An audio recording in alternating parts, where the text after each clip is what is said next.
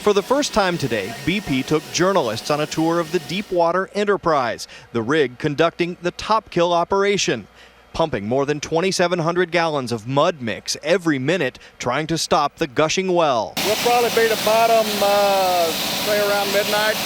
A few hours earlier, we flew over Gulf marshes with BP's senior oil spill advisor. We've never practiced something this big. With the top kill procedure continuing to start and stop, and the slick now covering 29,000 square miles, David Fritz says if the company could just stop the leak, the cleanup in the Gulf could be finished by Labor Day. It's not months, weeks.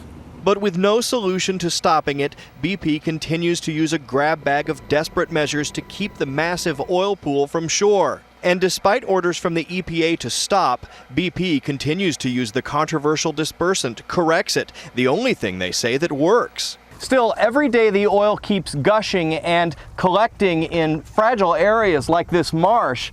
The environmental disaster in Louisiana and along the Gulf Coast continues. Researchers now say an underwater oil plume discovered earlier this week goes down at least 3,300 feet below the surface, some 6 miles wide. It's headed toward Alabama and Florida. It was suspended at depth, and that's what concerns us. In testimony today, men who were aboard the rig when it went down told horrific stories of watching people die. That puts some mental scarring in a lot of people's heads that will never go away. Back in Grand Isle, the few vacationers who've come here despite the oil scare are forced to improvise. They can't go swimming, they can't even go on the beach. It's horrible.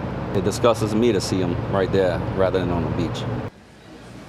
Well, this was supposed to be a huge weekend in Grand Isle. Take a look at this picture from last Memorial Weekend at this marina. There were literally hundreds of people and dozens of boats, but tonight, as you can see behind me, it's empty.